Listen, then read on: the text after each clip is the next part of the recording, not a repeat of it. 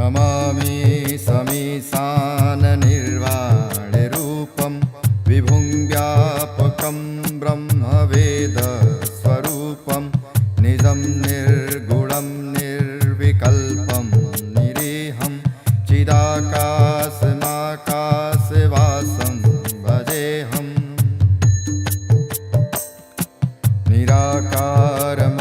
निराकारमोङ्कारमूलं तुरीयं गिराज्ञानगोतीतमीशं गिरीशं करालं महाकालकालं कृपालं गुणागारसंसारपारं नतोऽहं तुषारान्द्रिसङ्काशगौरं गभीरं मनोभूतिकोटिप्रभासि शरीरं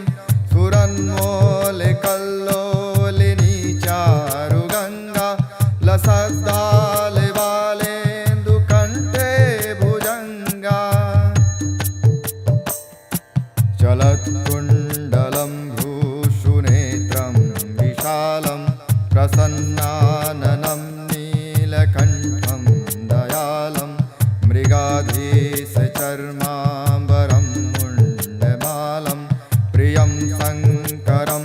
सर्वनाथं भजामि प्रचण्डं प्रकष्ठं प्रगल्भं परेशम्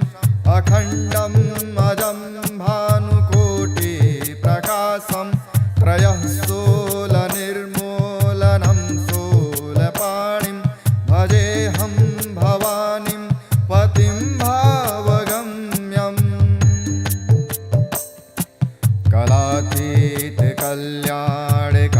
कलातीतकल्याणकल्पान्तिकारी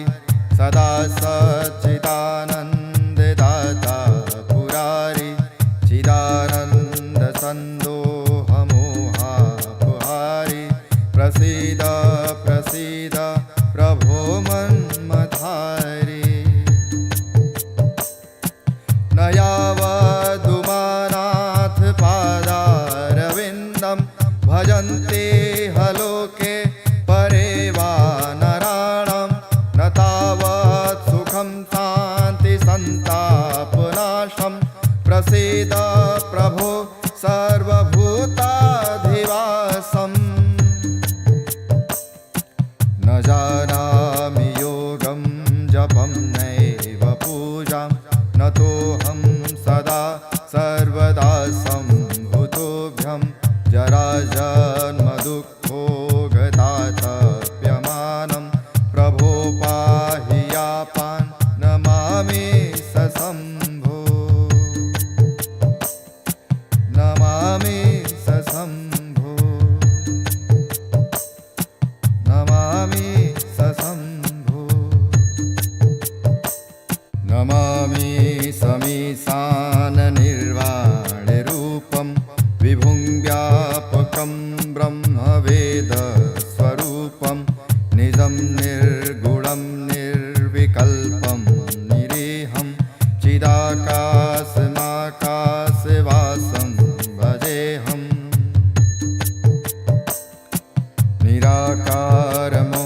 निराकारमोङ्कारमूलं तुरीयं गिराज्ञानगोतीतमीशं गिरीशं करालं महाकालकालं कृपालं गुणागारसंसारपारं नतोऽहं तुषारान्द्रिसङ्काशगौरं गभीरं मनोभूतिकोटिप्रभासि शरीरं सुरन्मोलकल्लोलिनी चारुगङ्गा लसद्दालबालेन्दुकण्ठे भुजङ्गा चलत्कुण्डलं भ्रूषुनेत्रं विशालं प्रसन्नाननं नीलकण्ठं दयालं मृगाधीशचर्माम्बरं मुण्डमालं प्रियं शङ्करं सर्वनाथं भजामि प्रचण्डं प्रकष्ठं प्रगल्भं परेशम् अखण्डम् अजं भानुकोटिप्रकाशं त्रयः शूलनिर्मूलनं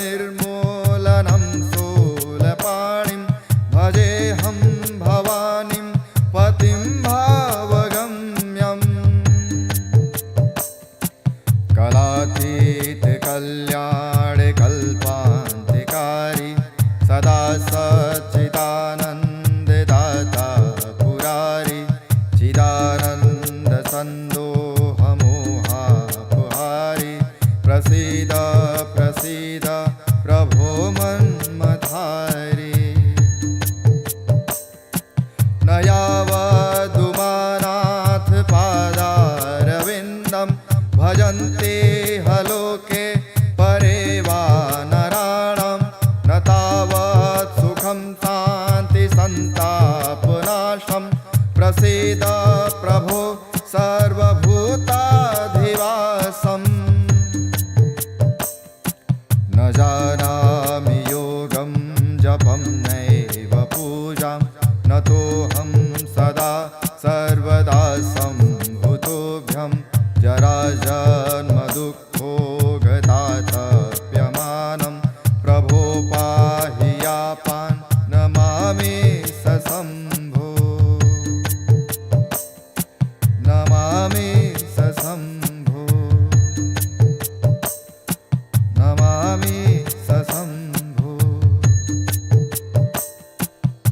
नमामि समीशाननिर्वाणरूपं विभुं व्यापकं ब्रह्मवेदस्वरूपं निजं निर्गुणं निर्विकल्पं निरीहं चिदाकाशमाकाशवासं भजेऽहम्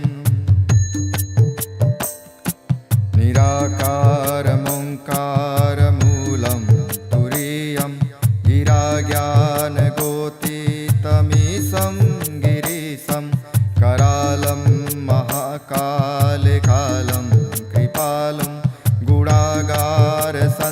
गुणागारसंसारपारं नतोऽहं तुषारान्द्रिसङ्काशगौरं गभीरं मनोभूतिकोटिप्रभासि शरीरं सुरन्मोलकल्लोलिनी चारुगङ्गा लसद्दालबालेन्दुकण्ठे भुजङ्गा चलत्कुण्डलं भ्रूषुनेत्रं विशालं प्रसन्नाननं नीलकण्ठं दयालं मृगाधीशचर्माम्बरं मुण्डमालं प्रियं शङ्करं सर्वनाथं भजामि प्रचण्डं प्रकष्ठं प्रगल्भं परेशम् अखण्डम् अजं भानुकोटिप्रकाशं त्रयः शूलनिर्मूलनं शूलपाणिं भजेऽहं भवानीं पतिं भावगम्यम्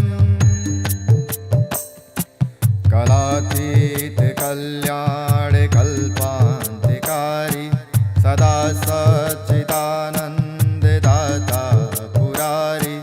चिदानन्दसन्दोहमोहापहारी प्रसीद प्रसीद प्रभो मन्मथारी न यावदुमानाथ पादारविन्दं भजन्ते हलोके परे वा नराणां न तावत् सुखं शान्ति सन्तापनाशं प्रसीद प्रभो सर्वभूताधिवासम् न जानामि योगं जपं नैव पूजां न तोऽहं सदा सर्वदा सम्भूतोऽभ्यं जराजन्मदुःखोगतातप्यमानं प्रभो पाहि यापान् नमामि सशम्भो नमामि सशम्भो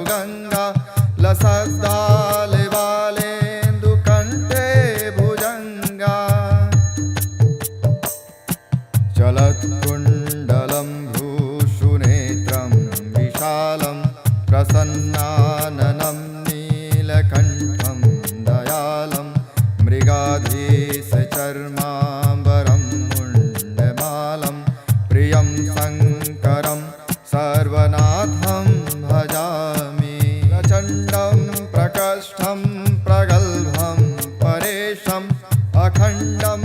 अजं भानुकोटिप्रकाशं त्रयः शूलनिर्मूलनं शूलपाणिं भजेऽहं भवानीं पतिं भावगम्यम् कलातीत कल्याणकल्पान्तिकारी सदा सच्चिदानन्ददाता पुरारी चिदानन्दसन्दोहमोहापहारी प्रसीद प्रसीद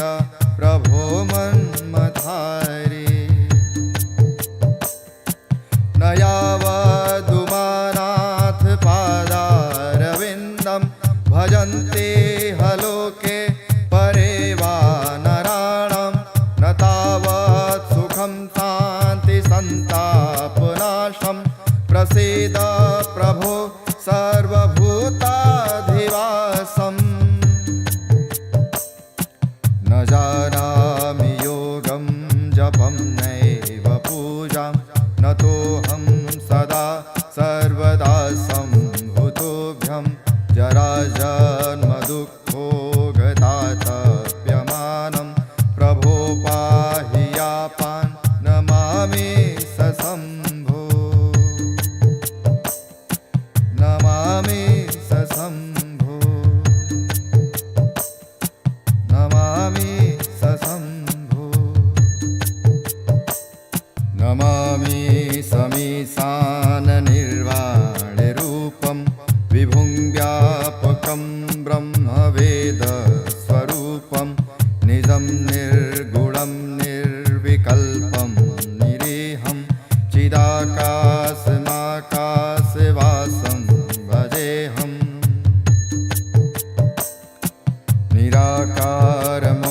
निराकारमोङ्कारमूलं तुरीयं गिराज्ञानगोतीतमीशं गिरीशं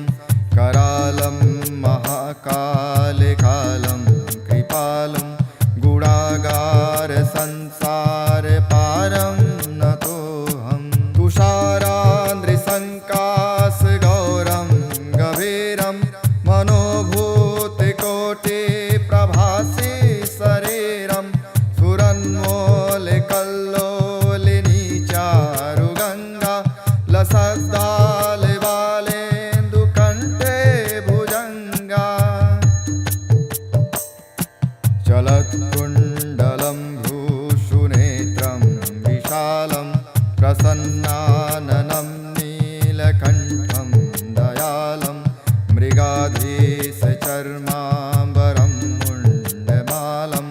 प्रियं शङ्करं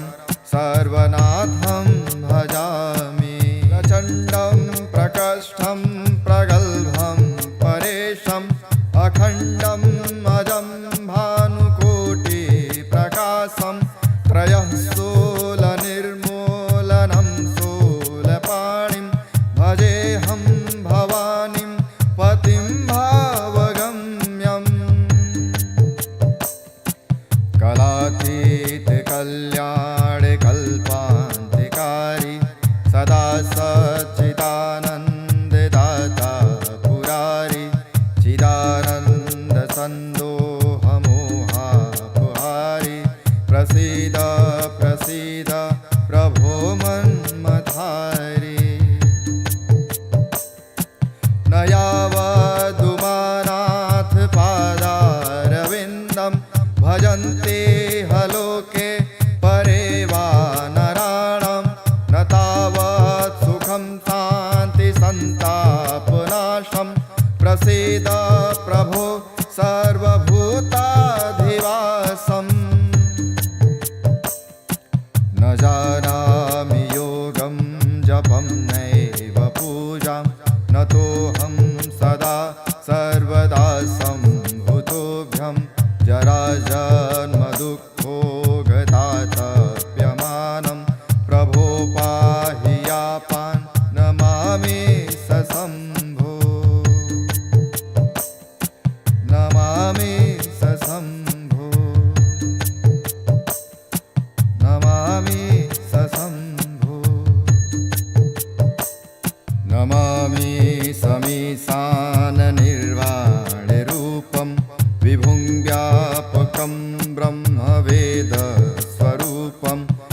निजं निर्गुणं निर्विकल्पं निरीहं चिदाकाशमाकाशवासं भजेऽहम्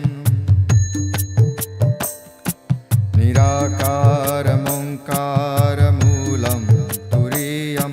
गिराज्ञानगोतीतमीशं गिरीशं करालं महाकालकालं कृपालं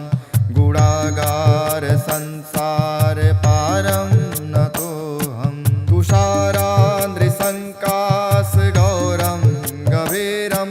मनोभूतिकोटिप्रभासि शरीरं सुरन्मौलिकल्लोलिनी चारुगङ्गा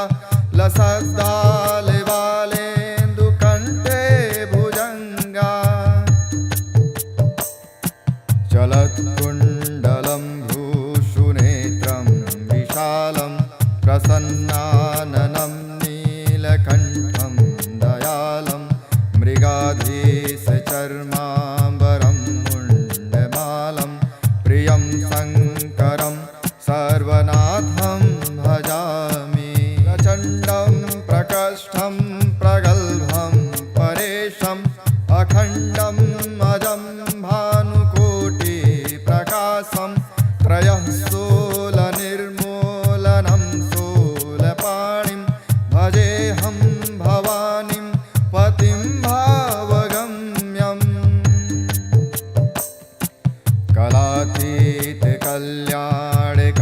कलातीतकल्याणकल्पान्तिकारी सदा सच्चिदानन्ददाता पुरारी चिदानन्दसन्दोहमोहापहारी प्रसीद प्रसीद प्रभो मन्मथारी न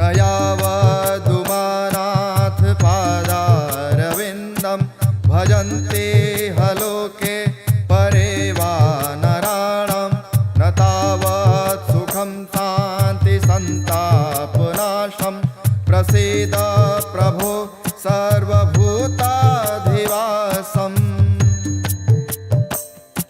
न जानामि योगं जपं नैव पूजां न तोऽहं सदा सर्वदा सम्भूतोऽभ्यं जराजन्मदुःखोगतातप्यमानं प्रभो पाहि यापान् नमामि सशम्भो नमामि सशम्भो नमामि सशम्भो नमामि समीशाननिर्वाणरूपं विभुं व्यापकं ब्रह्मवेदस्वरूपं निजं निर्गुणं निर्विकल्पं निरीहं चिदाकाशमाकाशवासं भजेऽहम्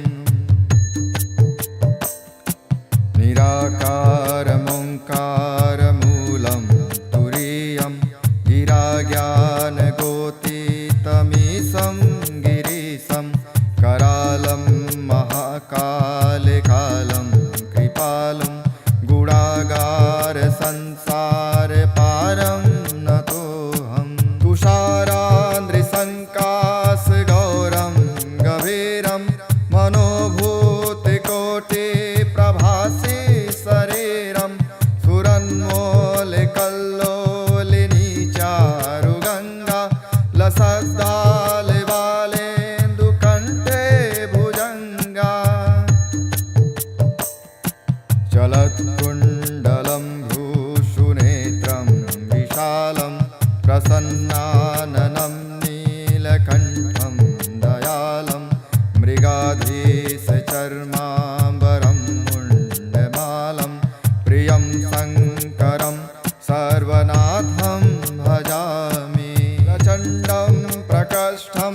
प्रगल्भं परेशम् अखण्डम् अजं भानुकोटिप्रकाशं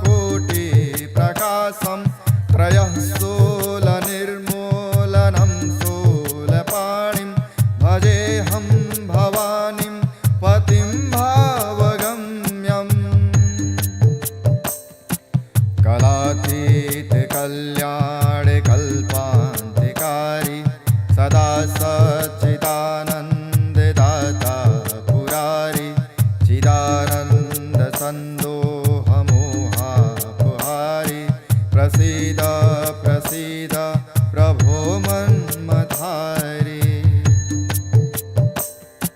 न यावदुमानाथ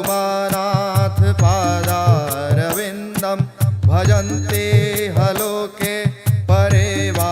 नराणां न तावत् सुखं शान्ति सन्तापनाशं प्रसीद प्रभो सर्वभूताधिवासम्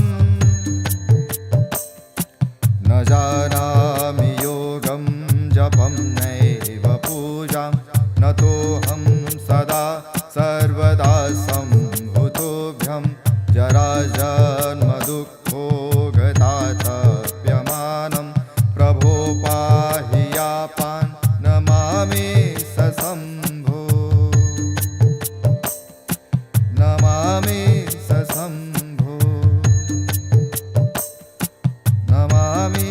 सशम्भो नमामि समीशाननिर्वाणरूपं विभुं व्यापकं ब्रह्मवेदस्वरूपं निजं निर्गुणं निर्विकल्पं निरीहं चिदाकाशमाकाशवासं भजेऽहम्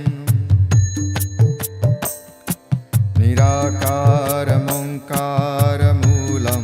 तुरीयं गिराज्ञानगोतीतमीशं गिरीशं करालं महाकालकालं कृपालं गुणागारसंसारपारं नतोऽहं तुषारान्द्रिसङ्काशगौरं गभीरं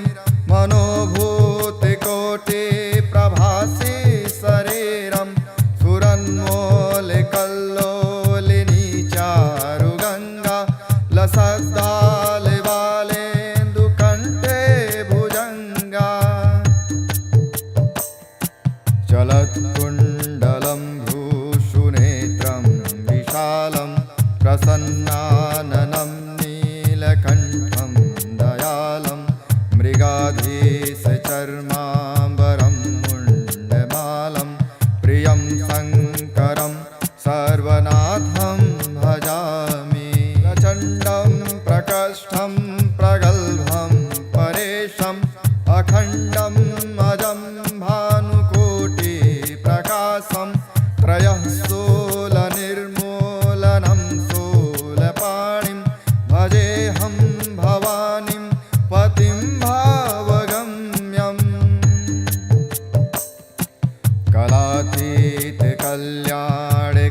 कलातीतकल्याणकल्पान्तिकारी सदा सच्चिदानन्ददाता पुरारी चिदानन्दसन्दोहमोहापहारी प्रसीद प्रसीद प्रभो मन्मथारी न यावदुमानाथ पादारविन्दं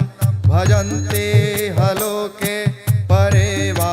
नराणां न तावत् सुखं शान्ति सन्तापनाशं प्रसीद प्रभो सर्वभूताधिवासम् न जानामि योगं जपं नैव पूजां न तोऽहं सदा सर्वदा सम्भूतोऽभ्यं जराजन्मदुःखोगतातप्यमानं प्रभो पाहि यापान् नमामि सशम्भो नमामि सशम्भो नमामि सशम्भो नमामि समीशाननिर्वाणरूपं विभुं व्यापकं ब्रह्मवेदस्वरूपं निजं निर्गुणं निर्विकल्पं निरीहं चिदाकाशमाकाशवासं भजेऽहम्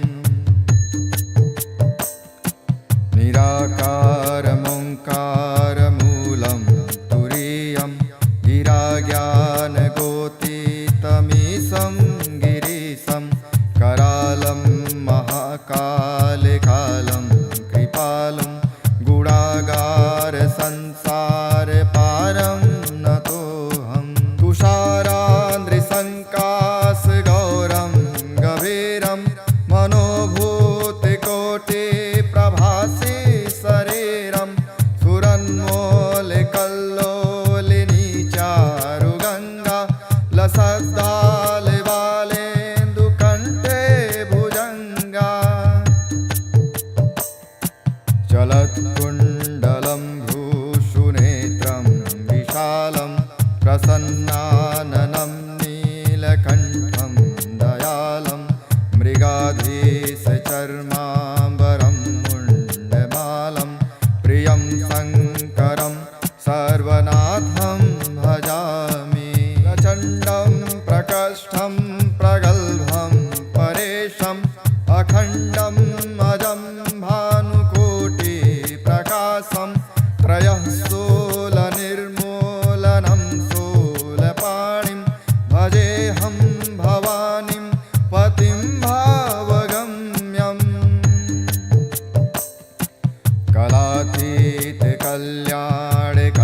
कलातीतकल्याणकल्पान्तिकारी सदा सच्चिदानन्ददाता पुरारी चिदानन्दसन्दोहमोहापहारी प्रसीद प्रसीद प्रभो मन्मथारी न यावदुमानाथ पादारविन्दं भजन्ते हलोके परे वा नराणां न तावत् सुखं शान्तिसन्तापनाशं प्रसीद प्रभो सर्वभूताधिवासम् न जानामि योगं जपं नैव पूजां नतोऽहं सदा सर्वदा सम्भूतोऽभ्यं जराजन्मदुःखोगतातप्यमानं प्रभो पाहि यापान् नमामि सशम्भो नमामि सशम्भो नमामि सशम्भो नमामि समीशाननिर्वाणरूपं विभुं व्यापकं ब्रह्मवेदस्वरूपं निजं निर्गुणं निर्विकल्पं निरीहं चिदाकाशमाकाशवासं भजेऽहम्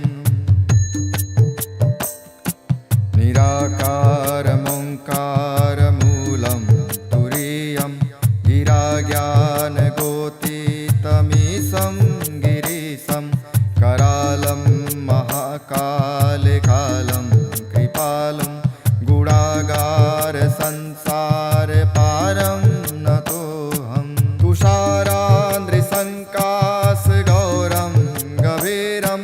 मनोभूतिकोटिप्रभासि शरीरं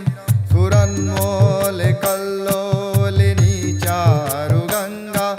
लसद्दालिबालेन्दुकण्ठे भुजङ्गा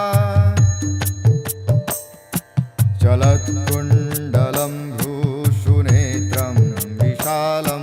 प्रसन्नाननं नीलकण्ठं दयालं मृगाधीशचर्माम्बरं मुण्डमालं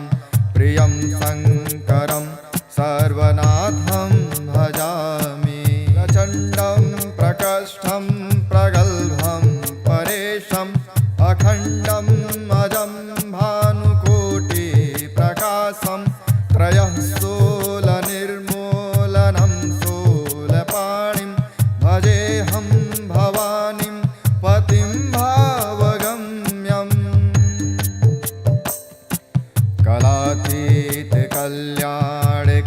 कलातीतकल्याणकल्पान्तिकारी सदा सच्चिदानन्ददाता पुरारी चिदानन्दसन्दोहमोहापहारी प्रसीद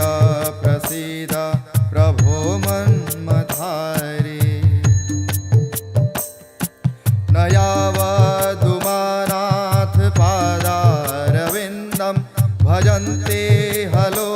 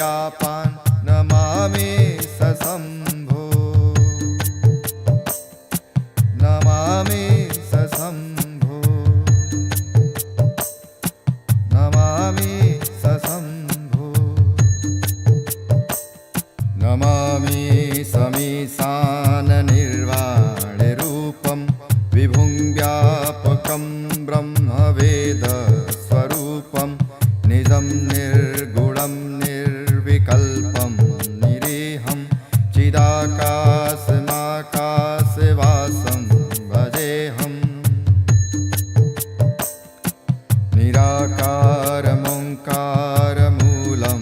तुरीयं गिराज्ञानगोतीतमीशं गिरीशं करालं महाकालकालं कृपालं गुणागारसंसारपारं नतोऽहं तुषारान्द्रिसङ्काशगौरं गभीरं मनोभूतिकोटिप्रभासि शरीरं सुरन्मौलिकल्लोलिनी चारुगङ्गा लसद्दालिबालेन्दुकण्ठे भुजङ्गा चलत्कुण्डलं भूषुनेत्रं विशालं प्रसन्नाननं नीलकण्ठं दयालं मृगाधीशचर्माम्बरं मुण्डमालं प्रियं शङ्करं सर्वनाथं भजामि प्रचण्डं प्रकष्ठं प्रगल्भं परेशम् अखण्डम् अजं भानुकोटिप्रकाशं त्रयः शूलनिर्मूलनं शूलपाणिं भजेऽहं भवानीं पतिं भावगम्यम्